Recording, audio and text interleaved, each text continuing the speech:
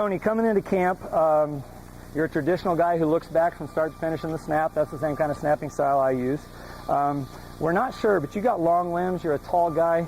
You might be slightly too narrow. You know, your normal football stance, you want your feet a little wider than the shoulders. Snapping stance, we probably need 4 to 6 inches more. We just need some more space here to operate unrestricted and uninhibited coming through with that snap motion. So let's have you stand over the ball. Let's document what your snap width looks like. Stance width, I'm sorry, misspoke. The important thing we want to see is knees slightly wider than the shoulders. We want to know that you can feel the load bearing of your body weight on the quads without creating tension in the hip flexors. Is that what you got? Okay. Go ahead and stand up for a second. I want you to try something. Don't move. Try rotating your heels inward a little bit. Sit down and push your knees over your toes. Now is the weight on your quads? Yeah. Okay, now set up. Let's try that. Does that feel much better? I think that's a pretty good stance for you. Go ahead and stand up. Step back to where you were over here. Okay. The other things we had coming into camp, you were a little tall in the saddle, meaning not enough knee bend, okay?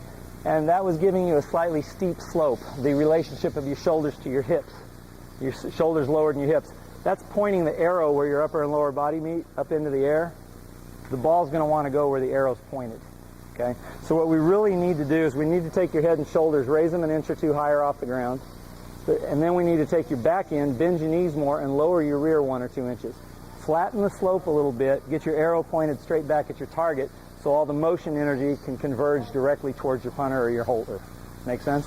Okay. And then again, once we get you in that position, we need to shift weight around until we get you balanced. And that basically means getting your knees over your toes so we're sure that you're on the balls of your feet. All right? The other things we had coming in, you hop a little bit. And when you were hopping, you come down and through really well with the upper body, a deep torso finish, like a guy named Jeff Grau that I used to work with. But when you hop and do that, what happens, your feet come out from under you, you end up with all your weight forward of the center of gravity and you're falling over. You're not going to win any battles being off balance on a football field, right? So we got to fix that. We got to get you solid on your feet.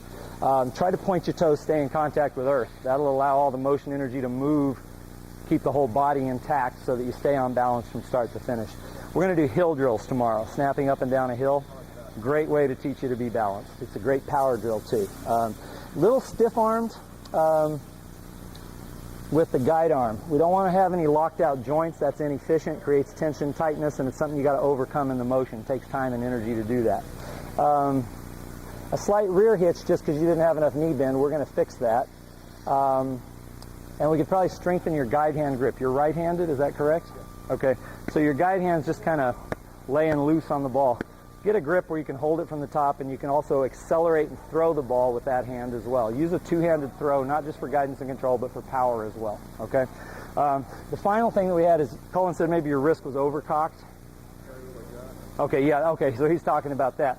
That's where you're stiff-arming. If there's a way for you to maybe lower the tilt of the ball or relax the shoulder down or move your body up or down a little bit to kind of take some of that tension out, you're probably going to be better off.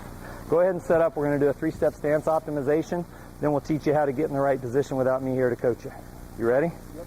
Okay, pull you forward. That gets knee bend to 90 degrees or less, straightens the back, fully extends the arms.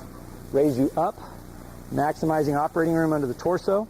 Push you back into the hips till the heels touch the ground, knees are over the toes. You're solid on your feet. How's that feel? Good, hard, explosive, two-handed throw. Let's see what happens. Excellent. A little off balance still, but great snap, great control. Your arrow was pointed right at your target. Where'd the ball go? Okay. Exactly where you were aiming. Okay? Let's get you perfectly balanced this time. We're going to do that again a little faster.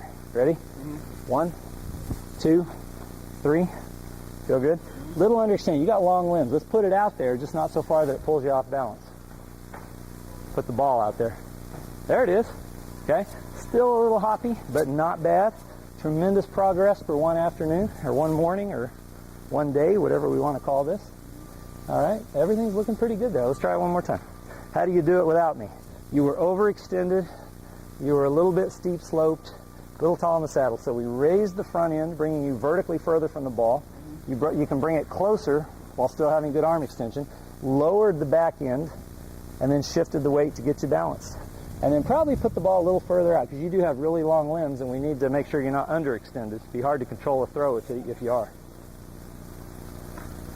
That looks solid. How's it feel? Okay. You got any questions? No. You're looking pretty good. Good job. Little fatigued, right? Try to be quick and smooth. Do the whole motion. Go through the whole thing. Follow through. Give me everything you got. Only got a little bit of time left. There it is. All right. Feel better? All right. Sitting into it a little, raising the front, getting your weight right, getting enough arm extension to throw hard. Feel okay? All right.